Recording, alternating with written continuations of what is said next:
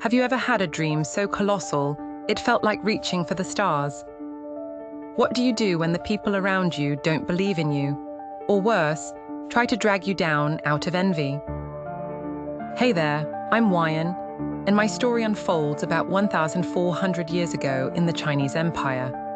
But honestly, it feels like not much has changed for us girls.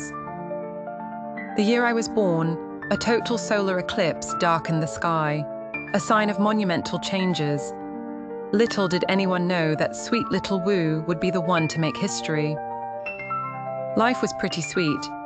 I had 2 sisters and 2 older half-brothers from Dad's previous marriage. We weren't aristocrats, but we were wealthy enough that I didn't have to lift a finger for chores. Thank you, staff. Unlike other rich girls who lounged around, Dad pushed me to study from a young age. He quickly realized I had a knack for poetry and public speaking, so he started taking me on business trips. I loved meeting new people and asking a million questions. Sure, I was a bit quirky, but my family was proud of me. Well, except for my brothers. Why are you studying again? You're just a girl. Your job is to get married and have kids. Dad is wasting resources on you. Maybe he's afraid you'll never find a husband. And with that, he spilled ink all over my notes. One day you'll regret being so mean. I tried to steer clear of them, but when I was 14, Dad fell ill and left us. Everything changed. My brothers suddenly thought they were the bosses. Without Dad to keep them in check, they became rude to Mom, bullied my sisters, and were especially nasty to me. Like that rainy evening when I was late coming home. The gates were locked, and no amount of yelling could get anyone to hear me over the storm. I ended up crouched there all night until Mom found me crying in the morning. I'm so sorry, Wu.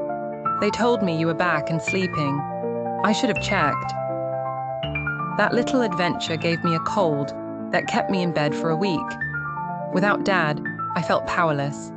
I had to change my fate, not just for me, but for my mum too. Then, a beauty contest was announced in town. The winner would serve at the palace, a big deal. Mom was worried about my plan, and her fears came true when I won. Honestly, it wasn't a shock. I was the prettiest girl in town and well-educated. My brothers just scoffed, saying they wouldn't miss me. Classic. Mom helped me pack, and on the day I left, she cried as we hugged. Don't be sad, Mother. Who's to say it isn't my fate to meet the Emperor? She knew I wasn't running away from my problems. I had a bigger plan, to catch the Emperor's eye, and maybe even marry into the royal family, bringing honor to my name. But my palace life started on the wrong foot. The Emperor took one look at me and decided I'd be doing laundry. Seriously, I didn't spend my childhood studying classics and perfecting my calligraphy for this. I tried to get into the palace library, but the guard wouldn't let me in, questioning if I could even read. Are you kidding? I was composing poetry at 6. Give me some books or I'll report you to the Emperor. Just then, the guard went pale, looking behind me. I turned, and oh boy, the Emperor had heard it all. He seemed amused, and I followed him around the library all afternoon. By the end of the day, he was so impressed by my wit and education that he made me his secretary. Finally, my chance to climb the political ladder. But a decade later, I was still a forgotten secretary. Then the Emperor passed away, and I was sent to a Buddhist convent to be a nun. All that time in the palace led nowhere. They even shaved my head. But not all was lost. While at the palace, I had grown close to the Emperor's youngest son, Li. We met one day when he flicked water at me while I held a bowl for him. I was ready to lecture him, but his shy smile melted my anger. It's quite a warm day, isn't it? He laughed, and we quickly became friends. Unlike other officials, he was kind and humble. Do you ever regret coming to the palace? You probably miss your family. I do, well, everyone except my brothers. Those 2 I'd banished to the corner of the empire. I get that. My brothers either pretend I don't exist or act like I'm beneath them. Try living with 13. Can't you do something about them? You are a prince after all. It's just a title.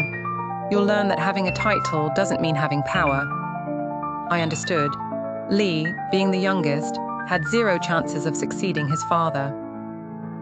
But fate had a twist. His brothers were so busy fighting over the title of crown prince that the emperor decided Li was the better candidate for the throne. And just like that, my decade-long crush became the new emperor. He changed his name to Gaozong, but I'll keep calling him Li to avoid confusion. I was genuinely happy for him, even if my new status as a nun meant we could never be together. One day I wrote a poem about how much I missed him and took a chance sending it to the palace. To my surprise, it worked. Li came to the temple. "I got your letter. Is it true?" Tears rolled down my cheeks as I nodded. We hugged, and when it was time to part, I could see he was reluctant. Could it be that my feelings were reciprocated? He kept visiting, and one evening I got a note saying I could grow my hair again. A year later, I was summoned back to the palace. There, I met Lady Wang, who was set to become empress, chosen by Li's father. But things weren't all rosy. I had meetings all day, and when I finally got to relax at dinner, Wang started talking politics. "Is that why you're hiding in the stables with me?" "Not hiding, just surveying your work." Some things never change. Li was the most powerful person in the empire, yet his life was influenced by so many. I decided to stand by him, and soon everyone noticed how close we were, including Wang. That's when she showed her true colors. One afternoon, she invited me for tea. "Tell me about your family. I heard your dad got lucky during the rebellion, but he wasn't aristocracy." "My mom is." "Ah, yes. And what did she accomplish?"